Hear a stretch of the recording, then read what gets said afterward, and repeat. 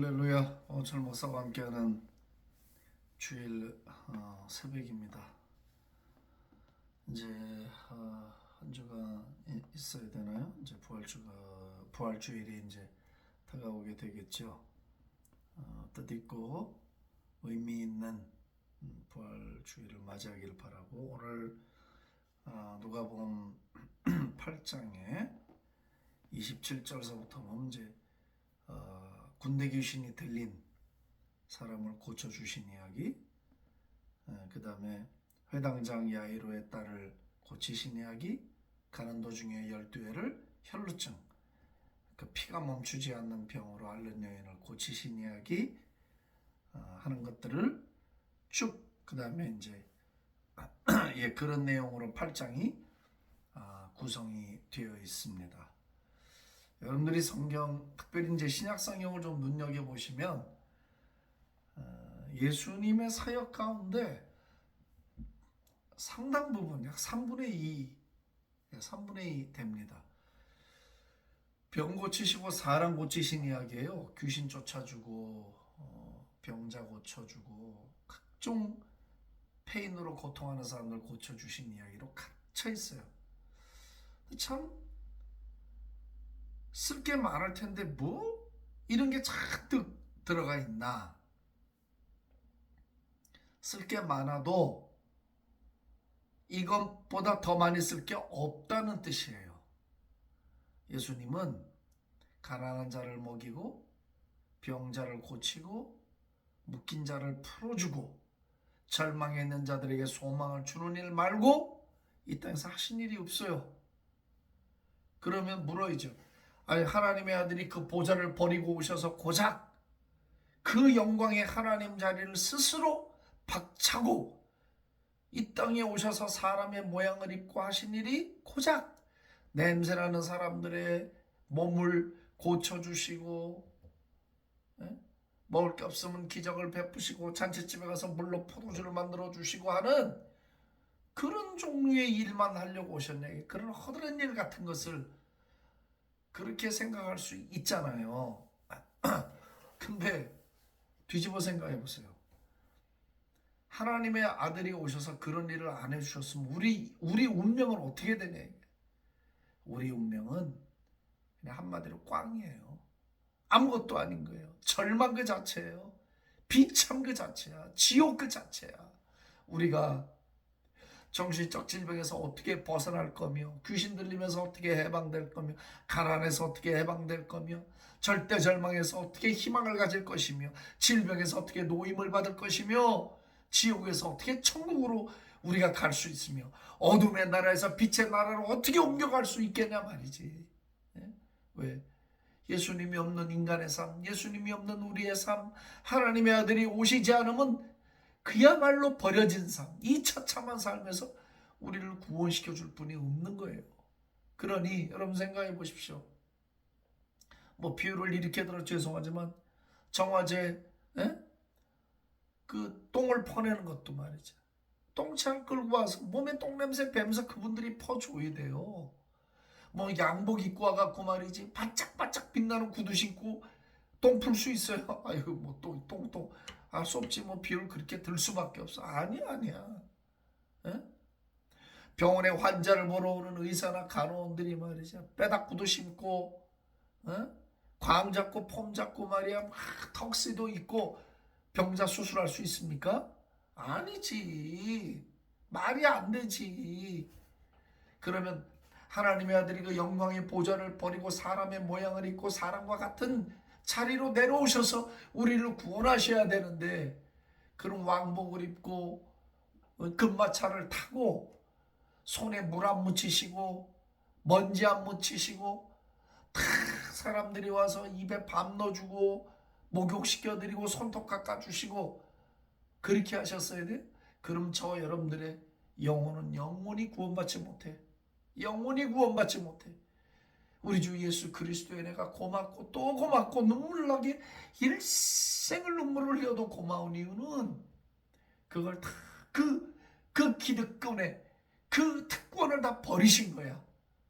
우리하고 똑같은 자리로 내려오신 거야. 우리하고 똑같은 자리로. 네? 그렇게 하면 우리를 어떻게 구원합니까? 구원 못하지. 오늘 이 이야기들, 이 병 고치신 이야기들 통해서 내가 오늘 말씀을 좀 나누려고 하는 게 무엇인가?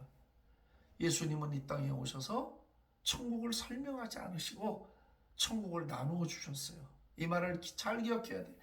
예수님은 오늘날의 설교 강단처럼 뭐 이거저거 인용하고 웃기고 많은 말을 갖다 붙여서 지식 자랑을 하고 이런저런 이야기를 갖다 대지만 예수님은 그렇게 하지 않고 천국을 직접 나누어 주셨어요. 네? 천국을 설명하려고 애쓰고 책을 쓰고 논문을 보고 누구의 말을 인용하신 게 아니야. 예수님은 천국을 나누어 주셨어요. 병든 자를 고쳐주시고 가난한 자 먹여주시고 희망이 없는 자들에게 희망을 주고 성경을 보십시오. 예수님이 천국을 어떻게 우리에게 주셨나. 설명하는 것보다는 주셨단 말이야. 이건 너무나 다른 이야기야. 오늘 우리가 무엇을 회복해야 되냐 말이지. 네? 우리가 뭘 회복해야 돼?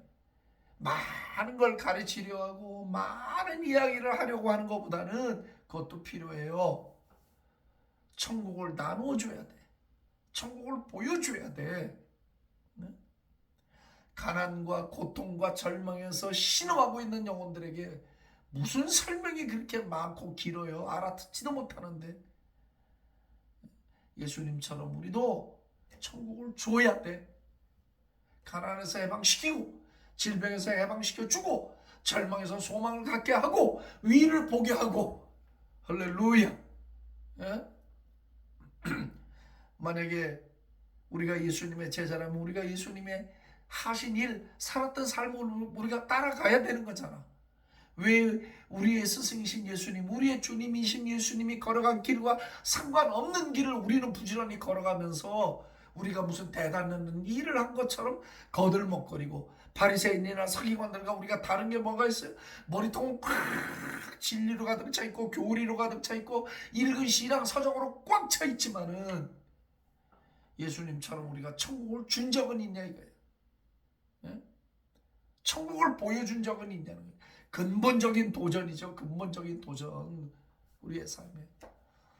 나는 다시 말씀드립니다만 나는 순복음파도 아니요 오순절파도 아니요 난 장로교도 아니요 감리교도 아니요 성결교도 아니요. 물론 내가 장로교 신학을 했지만 나는 어디에도 속하지 않아. 네? 난 그냥 예수께 속해 있고 성경에 속해 있을 뿐이에요. 그렇잖아요? 난 이런 생각을 좀 해봤어요. 내가 하는 설교가, 내가 하는 가르침들이 사람들에게 희망을 주지 못하고 사람들에게 영생을 주지 못하고 사람들의 문제를 해결해 주지 못한다면 나는 지금 뭘 하는 건가? 나는 뭘 하는 거야? 여러분, 이 심각한 도전 아니에요?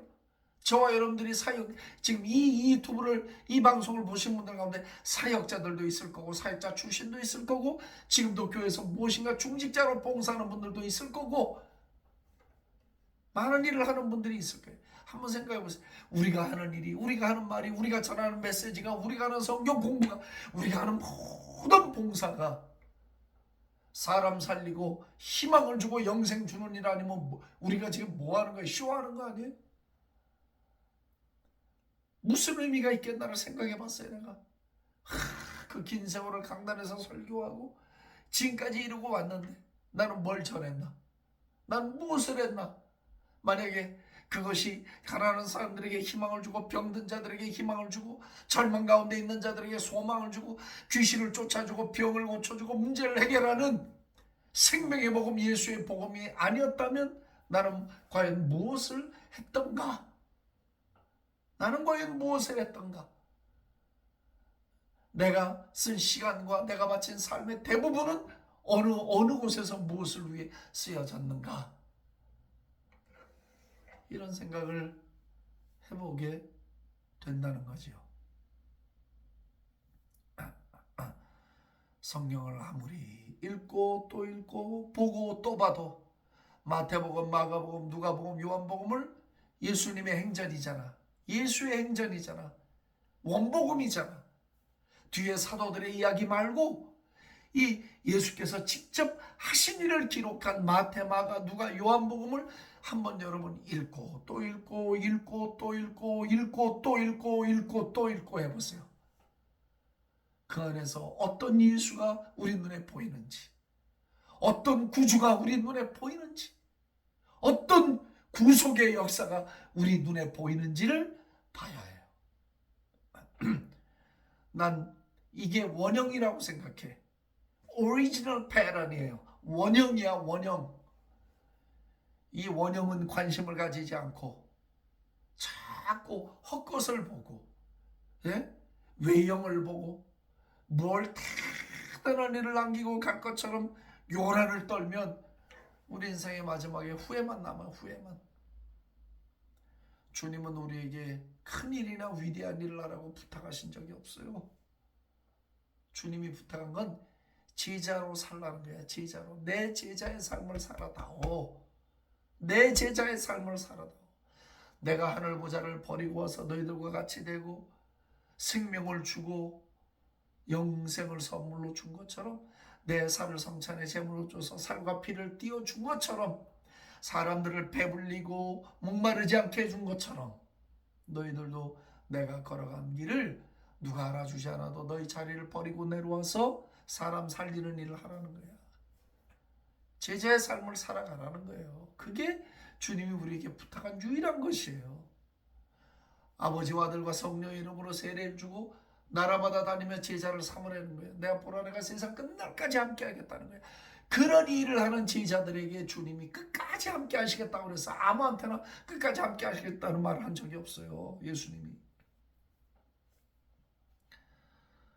나는 이 고난주간에